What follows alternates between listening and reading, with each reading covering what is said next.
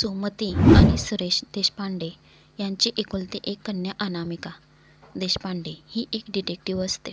सर्वसामान्य आईवडिलांचे जसे स्वप्न असते, आपल्या मुलीचा विवाह करून डोळ्यादेखत तिचा चांगला संसार बघून आपण राहिलेलं आयुष्य मोकळेपणाने जगायला रिकामे होऊ, तसेच स्वप्न अनामिकाच्या आईवडिलांचे होते.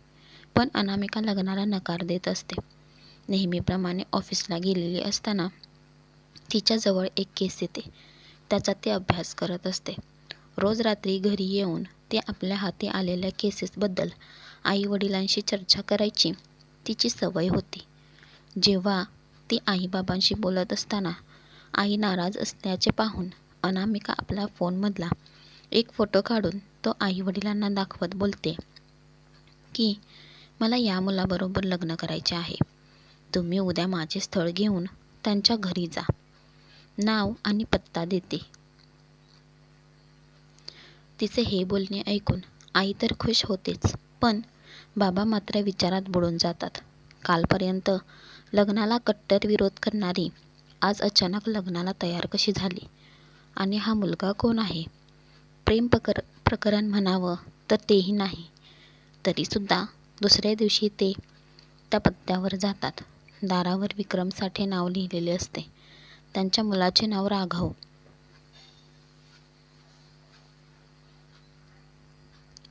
अनामिकाचे बाबा आपण आपल्या मुलीचे स्थळ घेऊन आल्याचे सांगतात. त्यावर ते मुलाचे पसंत करून माहीत करून तुम्हाला उत्तर देऊ सांगतात. संध्याकाळी राघव घरी आल्यानंतर त्याच्यासाठी एका डिटेक्टिव्ह मुलीचे स्थळ आल्याचे सांगतात. हे ऐकल्यावर राघव लग्नाला तयार होत नाही. त्यावर त्याची आई वीणा साठे लगेच तिला भेटून तिला जाणून घे, नाहीतरी आज ना उद्या आम्ही तुझं लग्न करणारच आहोत. चालून आलेल्या स्थळाला नाही नको बोलायला. राघव तयार होतो. कशी असेल दोघांची भेट आणि काय होते पुढे ते बघूया. कथा इथून पुढे. गुलाबी कलरचा कुर्ता आणि मोकळे केस अशी नटून अनामिका राघवला भेटायला गेली. वेळेनुसार ती सांगितलेल्या ठिकाणी पोहोचली. तिने राघवला फोन लावला आणि लगेच ते दोघे समोरासमोर आले. आज अनामिका नेहमीपेक्षा खूप सुंदर दिसत होती. राघव तिला पाहतच राहिला. अनामिकाला ते जाणवले. तिने त्याला हाक मारली तेव्हा तो भानावर आला. माझे नाव राघव. मी बँकमध्ये नोकरी करतो. पण आपण कधी पहिले भेटलो नाही. तरी माझ्याविषयी तुला कसे कळले आणि मलाच का म्हणून तू निवडले? मला हे सगळे विचित्र वाटत आहे. काही विचित्र नाही आणि मला तुझ्याबद्दल कसे कळले तेही महत्त्वाचे नाही.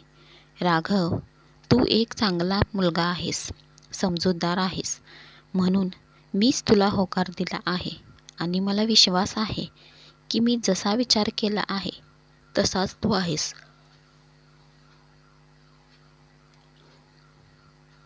थँक्यू. मला न ओळखता एवढे माझ्याबद्दल बोलल्याबद्दल, आणि तेही एका डिटेक्टिव्हने. म्हणजे डिटेक्टिव्हना मन नसतात असे तुला म्हणायचे आहे का? नाही नाही, अजिबात नाही. तुला पाहून नाही वाटत की डिटेक्टिव्ह कठोर असतात म्हणून. आणि कॉफीबरोबर दोघांच्या गप्पा सुरू झाल्या आणि मध्येच अनामिकाने राघवला पाहत विचारले, मग काय ठरवलं? काय आहे तुझा निर्णय? हे ऐकून खिशातला रुमाल काढून त्याने चेहरा पुसला आणि अनामिकाला पाहत विचारले, थोडा वेळ दे. असे म्हणून तो विचार करू लागला. अनामिका त्याच्या समोरच बसलेली होती. त्याने तिच्याकडे पाहिले आणि डोळे बंद केले आणि काही मिनिटातच डोळे उघडले आणि निघते वेळी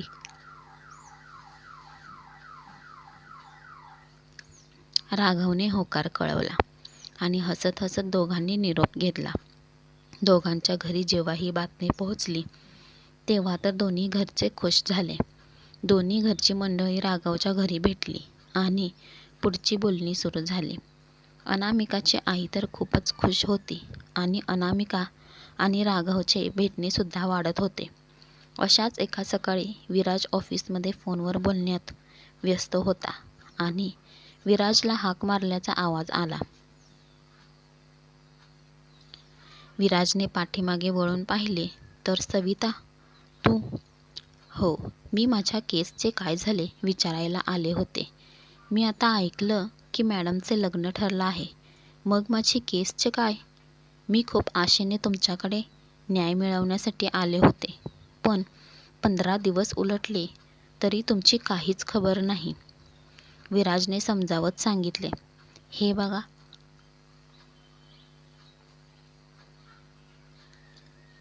मॅडमचे तुमच्या केस बाबतीतले काम चालू आहे. लग्न ठरलं म्हणून कामावर दुर्लक्ष मॅडम करणार नाही आणि त्या तुम्हाला योग्य वेळी खबर करतील. सविताने हात जोडत म्हटले, प्लीज, खूप आशा घेऊन मी इथे आले आहे. माझी निराशा करू नका. नाही, अनामिका मॅडम असताना तुमच्यावर अन्याय कधीच होऊ शकत नाही. अनामिका आपल्या केबिनमध्ये काही पेपर पाहत विचार करत होती. एवढ्यात विराज केबिनमध्ये आला आणि अनामिकाला पाहत म्हणाला, मॅडम, हे बघा रेकॉर्डिंग. तुम्ही सांगितले तसाच मी फोन लावलेला आणि नंतर हे बोलणे मोबाईलमध्ये पाहत अनामिकाने म्हटले, गुड जॉब विराज, हेच तर आपल्याला हवे होते. हा पुरावा खूप आहे सत्य बाहेर येण्यासाठी. ऑडिओ आणि व्हिडिओ पण आहे. हे ऐकून विराजने उत्साहित होत विचारले, पण मॅडम, आपण ॲक्शन कधी घ्यायची? हो, तुझा उत्साह मला कळतो. मला माहीत आहे कोणाला न्याय देण्यासाठी तू किती खुश असतोस, पण काहीसाठी ते अवघड असते. विराज, आता उशीर नको. उद्याच काम पत्ते करू. ओके मॅडम, जशी तुमची ऑर्डर. पण हो मॅडम, तुम्ही म्हणालात ते बरोबर आहे. कोणासाठी हे अवघड असते. पण मॅडम, आपण सत्याच्या बाजूने असताना नेहमी निर्भीड असायला हवं. बरं मॅडम, मी तयारीला लागतो, असे म्हणून विराज केबिन बाहेर गेला. एवढ्यात अनामिकाचा फोन वाजला. तिने पाहिले तर राघवचा होता. तिच्या चेहऱ्यावर अलगद हसू आले. तिने लगेच फोन उचलला. हॅलो राघव. अनामिका, डिस्टर्ब नाही केलं ना? नाही रे, अजिबात नाही. सांग, काय म्हणत होतास? तुला भेटायचे आहे. काही विशेष? म्हणजे तुला भेटण्यासाठी काही विशेष कारण द्यावे लागेल? तसे नाही, म्हणजे फोनवर बोलणे होऊ शकते तर आपण बोलू असे. नाही अनामिका, मला तुला भेटायचे आहे. तुला भेटायचे नसेल तर ठीक आहे. नाही, असे काही नाही. तू रागवू नकोस, ओके? संध्याकाळी भेटू आपण. असे म्हणून अनामिकाने फोन ठेवला. संध्याकाळी सांगितलेले जागी दोघे पोहोचले, पण समोरासमोर असून गप्प पाहत होते. अनामिकाला ते विचित्र वाटत होते, म्हणून तिने राघवला पाहत विचारले, काय झालं राघव? भेटण्यासाठी बोलवलेस पण गप्प का? R you okay? निराशेच्या स्वरात राघव म्हणाला, माहीत नाही अनामिका, पण एक अजान भीती वाटते. अजान भीती कसली? तुला माहीत आहे, मी डिटेक्टिव्ह असलेलीची ना?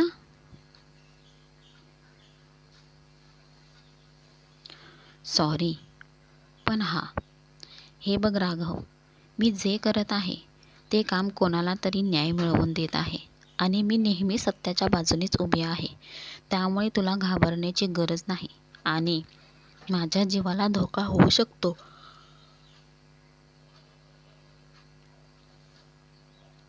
असे वाटत असेल तर एक लक्षात घे, मी पुरावा असल्याशिवाय कोणावर आरोप नाही करत. तेही आहेच, पण काही कळत नाही. राघव, मला एक सांग, तू तुझ्या बँकमध्ये घोटाळा करून पसार होऊ शकतो. तू पैसेवाला होऊ शकतोस, पण तू तसे करणार नाहीस, कारण तुझी नियत तशी नाही आहे. बँकेतली संपत्ती जपून ठेवणे हा तुझा मुख्य उद्देश असतो ना? तसाच न्याय देणे हा माझा उद्देश आहे. त्यामुळे रिलॅक्स. माझ्यामुळे तुला कोणताच त्रास होणार नाही आणि मी होऊ देणार नाही. अनामिकाला असे बोलताना पाहून राघव म्हणाला, ग्रेट आहेस तू. अनामिका मुलगी होऊन धाडसाच्या गोष्टी करते आणि मला बघ, मी तुला सांगतो की मी भीत आहे म्हणून नाही. अनामिका, तुझ्या बोलण्याने मला एक नवीन ऊर्जा आली आहे. तुझ्या लढाईत मी पण असेन. असे म्हणून राघवने अनामिकाचा निरोप घेतला आणि अनामिकाने त्याच्या पाठमोरी आकृतीकडे पाहून म्हटले, मी नाही, तू ग्रेट आहेस. सकाळी 9 वाजण्याच्या सुमारास विक्रम साठे यांच्या घरची बेल वाजली. दरवाजा उघडण्यात आला. वीणा साठेंनी समोर पाहिले. पाहत, अनामिका, तू सकाळ सकाळी? ये, आत ये. राघवला भेटायला आली असशील तर तो आता बँकमध्ये गेला आहे.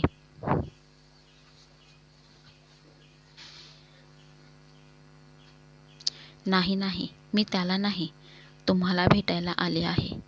काका आहेत ना घरी? हो आहेत, बस मी त्यांना बोलावते. काकू, हा माझ्या ऑफिसला सहकारी विराज.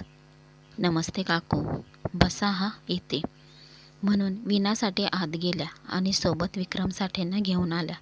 विक्रम साठेंनी अनामिकाला पाहत म्हटले, गुड मॉर्निंग अनामिका, आज सकाळ सकाळीच? हो काका, काही केस संदर्भात बोलायचे होते. केस आणि माझ्याशी? काका, माझ्याकडे त्या जनजीवन क्रेडिट सोसायटीची केस आली आहे आणि मला असे कळले की तुम्ही त्या सोसायटीत काम करत होतात.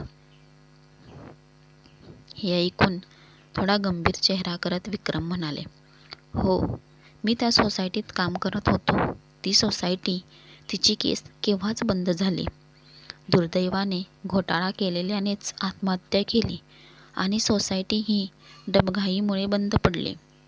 त्यामुळे आम्हाला घरी बसावे लागले. मग मी हा व्यवसाय सुरू केला. पण आता कोणी ही केस रिओपन केली? काका, कोणी केली ते महत्त्वाचे नाही. तुम्हाला काही माहीत असेल तर मला सांगा.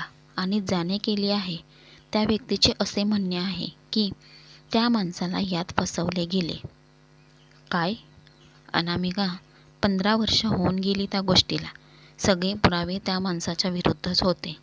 मग आता रिओपन करून काही नवीन हाती लागणार. पण काका, तेव्हा तपासात काही चूक झाली असेल तर?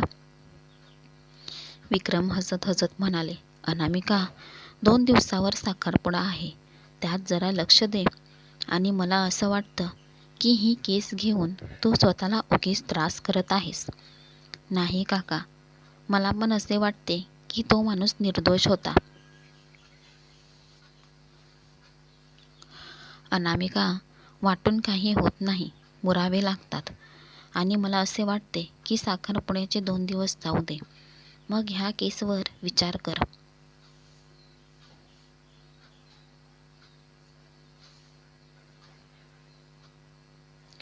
माझ्याकडे पुरावा आहे, हा पहा. असे म्हणून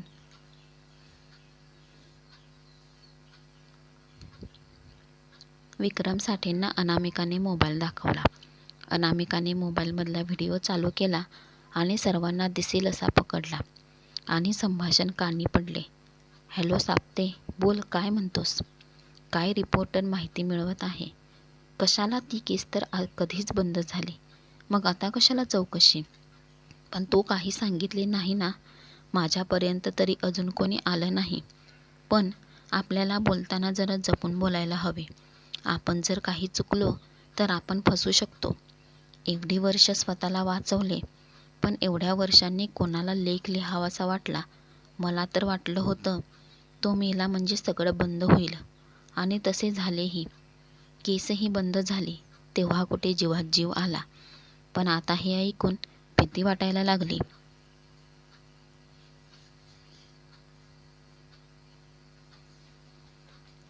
अनामिकाने विक्रम साठेकडे पाहत विचारले, मिस्टर साठे, हे काय आहे? तुम्ही ह्या माणसाला ओळखता? आपला चेहरा गंभीर करत, हा काही पुरावा आहे? हे फक्त बोलणे आहे आणि ह्यात असे बोलणे कुठेच नाही. आणि हा व्हिडिओ तुला कसा मिळाला? हा तर आमच्या रूममध्ये रेकॉर्ड झाला आहे. आमच्या रूमपर्यंत तू कशी पोहोचलीस? मिस्टर साठे, मी कशी पोहोचली हे महत्त्वाचे नाही. खरं सांगा, खरं काय आहे? हे बघ बेटा, तुला हा व्हिडिओ पाहून गैरसमज झाला आहे. अगं, बोलताना आपण कधी कधी काहीही बोलून जातो. असेच काहीतरी माझ्या बाबतीत घडले असेल. नाही मिस्टर साठे, तुमच्या बोलण्यावरून तुम्हाला कशाची तरी भीती वाटत आहे हे स्पष्ट जाणवत आहे. हे बोलणे ऐकून वीणा साठे अनामिकाला रोखत म्हणाल्या, अगं अनामिका, तू तुझ्या होणाऱ्या सासऱ्यावर आरोप करत आहेस याचे भान तरी ठेव. नाही मिसेस साठे, माझ्यासाठी ते आता फक्त विक्रम साठे आहेत आणि पुराव्याशिवाय मी काही बोलत नाही. वातावरण तापणार हे लक्षात घेता विक्रम साठेंनी साठेकडे पाहत म्हटले, वीणा, तू आत जा. नाही, मी नाही जाणार. मलाही कळू दे हे काय चाललंय ते. विक्रम साठेंनी अनामिकाला समजावत सांगितले. हे बघ अनामिका, माझे बोलणे तुला संशयित वाटले कारण ती केस ओपन झाली तर उगीच चौकशीच्या नावावर आम्हाला आत ओढले तर तो व्याप नको म्हणून मी असे म्हणालो आणि तू त्याचा अनर्थ केलास.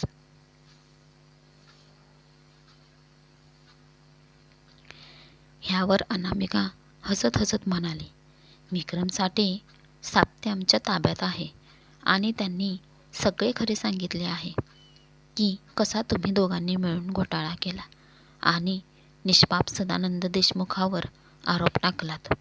पैशाच्या जोरावर कसा तपास फिरवला आणि केस बंद केली. हे तू काय बोलत आहेस? साप्ते तुमच्या ताब्यात आहे? हो, आम्हाला सत्य बाहेर काढता येते. साप्तेची फॅमिली हा त्याचा वीक पॉईंट आणि तो आम्ही इथे चांगल्या कामासाठी वापरला आणि पोपटाप्रमाणे त्याने सगळे ओकले. हे ऐकून घाबरलेल्या स्वरात विक्रम साठे म्हणाले, हे बघ अनामिका, जे झालं ते झालं. केस पण बंद झाली. आता काही फायदा नाही परत तपास करून. आणि आता तू आमची सून म्हणून घरीच येणार आहेस. मग ही केस पण विसरून जा. कशाला उगीच नात्यांना गुरफटत आहेस? वा मिस्टर साठे वा, तुम्हाला काय मी वेडी वाटते? मी न्याय देण्यासाठी लढत होते आणि लढत राहणार आणि आता हार मानणार नाही. माझ्यासाठी न्याय नात्यांपेक्षा मोठा आहे. हे ऐकून केविलवाण्या स्वरात वीणा म्हणाल्या, अगं अनामिका, 2 दिवसांवर साखरपुडा आहे. उगीच हसे होतील. ही केस तुझ्याकडेच आहे, मग बंद करून टाक ना. कोणाला काहीही कळणार नाही.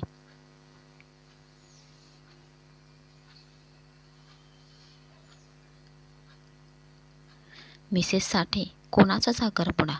अगं, असं काय करतेस? तुझा आणि राघवचा. तो आता होऊच शकत नाही आणि मला तुम्ही केस बंद करण्यासाठी सांगत आहात. खरे माहीत असतानाही. पाहिले तुमच्या मिस्टरांचे प्रताप. अनामिका, मलाही नाही पटले ह्यांनी जे केले आहे ते. पण आता आपण आपल्यात सामावून घेतले तर उगीच 4 चौघात हसी नको. पाहिजे तर तू लग्नानंतर ह्यांच्याशी बोलू पण नको. पण लग्नाला नाही म्हणू नकोस. 2 दिवसावर साखरपुडा आहे. माफ करा मिसेस साठे, मी एका गुन्हेगाराच्या घरची सून कधीच बनणार नाही. पण ह्याची शिक्षा तू राघवला का देतेस? तो तरी किती चांगला आहे तुला माहीत आहे ना. त्याच्या स्वभावामुळेच तू त्याला मागणी घातलीस. असं करू नकोस. तो खूप दुखावेल असं काही झाले तर. खूप हळवा आहे माझा राघव. मिस्टर साठे, मी तुमच्या मुलाला शिक्षा देऊ नये असे वाटते.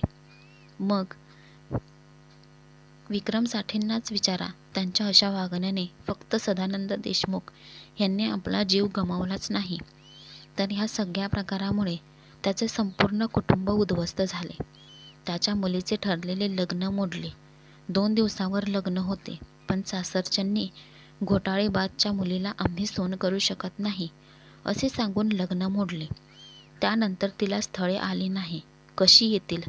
बाप घोटाळेबाज म्हणून शिक्का तिच्यावर बसला होता आणि आजही ती बिचारी अविवाहित आहे. त्यावेळी तिच्यावर आणि तिच्या आईवर जे दुःख पसरले असेल ह्याची जाणीव साठेंना व्हायला हवी. चला आमच्याबरोबर मिस्टर साठे. म्हणून अनामिका आणि विराज विक्रम साठेंना घेऊन घरातून बाहेर पडले आणि वीणा साठे डोळ्यात पाणी काढून त्यांना थांबवण्याचा प्रयत्न करत होत्या.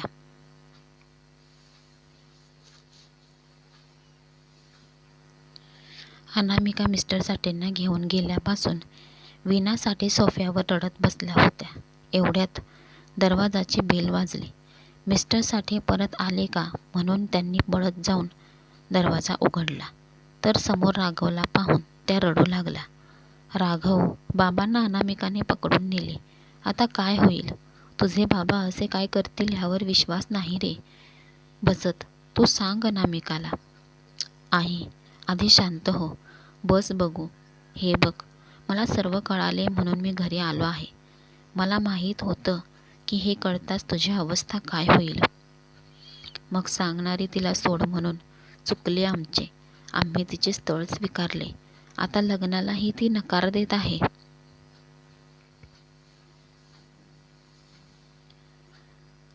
पुढचा भाग बघण्यासाठी चॅनेलला सबस्क्राईब करा. थँक्यू.